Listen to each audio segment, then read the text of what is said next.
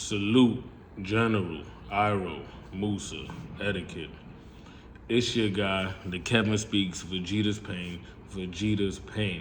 And I'm back with another episode of Vegeta's Contemplations, where I talk about some of the things that I think about in my quiet moments, and we start to get the universal conversation going. Now, for today, right, admittedly, I've been thinking a lot about the Migos, right? So, first and foremost, my condolences go out to their entire family, anybody who knew or had love for Takeoff. Blessings, my condolences, and my heart goes out to you all. And rest in eternity to that Black King. First and foremost, allow me to preface my statement with that. What I did want to talk about is a conversation that's gotten started as a result of that unfortunate accident or unfortunate incident, right? And that is the way that Black men move once we gain a lot of resources. Now, we all understand, right? Or if you nuance the idea of Black manhood, we should know that it's not monolithic, right? Meaning all Black men don't have the same narrative, don't have the same story, aren't on the same trajectory, and contrary to popular belief, don't even necessarily identify completely the exact same way. And that's outside of race and ethnicity, etc. Right? So, but this idea of how we move, or our rappers, or our entertainers, or the people in our community who have gained notoriety, right? Why is it that those people seem to become targets? Why is it that we seem like we live in a predatory environment? Although there's this overarching music industry, it seems as if Black people, right, similar to our communities, are living in a sort of vigilante, freelance, right, anarchy, where your only retribution or resolve to something happening is handling it yourself. Why is it that country singers can be at Panera Bread or anywhere they may frequent and eat, and the most they may have to deal with is autograph requests and pictures requests, right? Why is it that our stars, our people who have gained notoriety, why is it that they are no longer safe? So how does this tie into how we move as Black men? And really, let me extend it, right? Now, we don't see Black women sort of falling victim to this type of predatory violence from the standpoint of they gain notoriety. People are trying to rob them, per se, in the hip hop community. But we understand Black men and Black women, right, are both subject to this type of nonsensical violence, right? So when we talk about moving differently, now, the reason why I've always refrained from making a video like this in the past is because I'm a firm believer that I want to be living in real time the epiphanies that I profess to have, the lessons that I profess to learn, and just the things that are constantly on my mind and my current real time growth, right? So I never wanted to pretend that I have a bunch of money and a bunch of resources and I'm perfectly qualified to tell people how to move. With that being said, I do think there's an observational component, right, to people who have procured a lot of resources, who stay out of harm's way, and people who don't. And I think we understand the common denominator is the choices that they make, the people they surround themselves with, the places they decide to go, how they navigate, right, their money, etc. So there's a whole bunch of nuanced factors as to why they become rich and stay rich, right, or wealthy, depending on which trajectory they're on.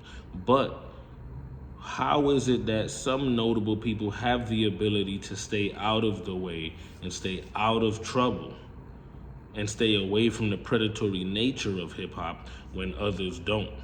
The common denominator is exposure, right? So Black men and women, right, as we procure resources, right? So boom, apologies, let me go back. So like I said, I've always struggled with talking about something like this because I don't necessarily have as much resources as some of the people that I might be commenting on. But like I said, there's an observational component, and we're just adults, right? So when we bring it back to the macro level, in terms of making good and healthy decisions, as we get older, we have to shed friendships. We have to stay away from negative influences. We have to stay away from people who aren't conducive to us living our most positive and healthy lives. All of these are just things that have to happen in our transition into adulthood anyway, right? So although there was trepidation, it's not trying to come off as a hypocrite. There's nothing to be hypocritical about, right? I aspire to gain resources. I aspire to have enough to, right, provide for myself, for my family, etc., etc. So because this is a trajectory and a journey I'm on, this message is not lost on me either. As I hit certain checkpoints in adulthood, as I hit certain financial markers and markers with the resources that I procure, I have to navigate differently. I'm not an ordinary citizen anymore. I'm not just a member of that urban environment like I was prior to. You now become a target for people who are less fortunate. Are you being flashy, right? Are you rubbing it in the faces of people who have less than you, right? Are you showing up places sort of flamboyantly dressed, right? Hyper extravagance, right? What is it and how are you conducting yourself as you transition? So for me, I don't think it's a conversation anymore for the people who have money to comment on. It's something that anyone with common sense can look, observe, and say, there seems to be a correlation between getting older, gaining money, and the types of markers and checkpoints we should have hit in and throughout our lives. Now, we all know age is not an indicator of maturity.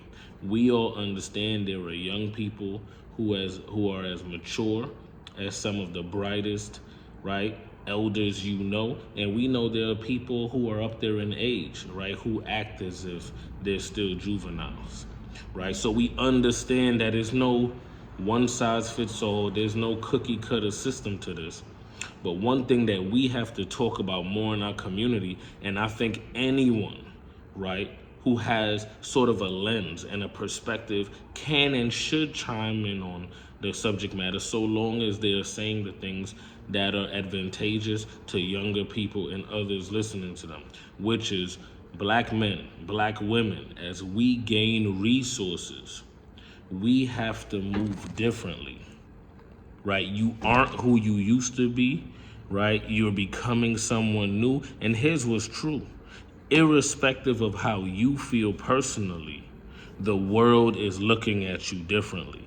And if you aren't safe and if you aren't careful, you, your friends, your loved ones, your family can be made the victims of senseless violence.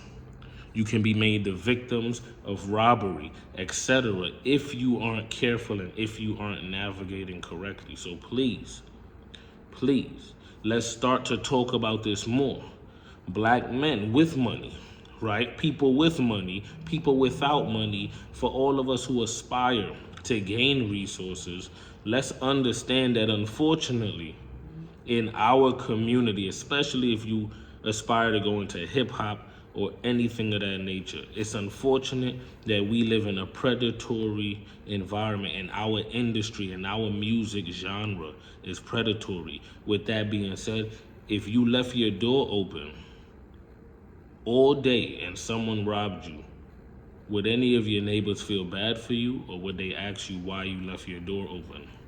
Right? So I say that to say there comes a point where, as unfortunate as the reality is, there's an expectation that you adapt and or account for that unfortunate reality and protect yourself. And the way that we do that is by moving differently as we gain resources. Moving differently.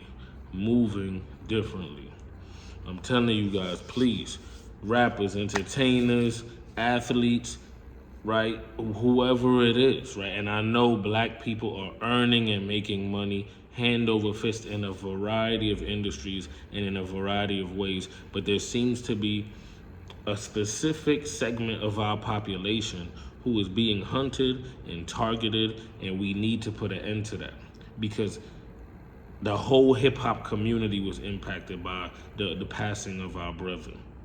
How many of us have to pass before we take it serious? Do we take it seriously, or do we become desensitized? Do we just mourn for a little bit and move forward? Or do we ask ourselves, how do we start to lead our communities? What would it look like?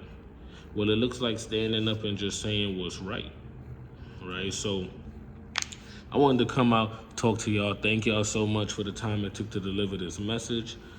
Please tap into the universal consciousness. Like, comment, share, subscribe. If you agree with my perspective, please let me know. If you disagree with my perspective, please let me know respectfully. But please chime in, join the universal conversation. Let's tap into the universal consciousness.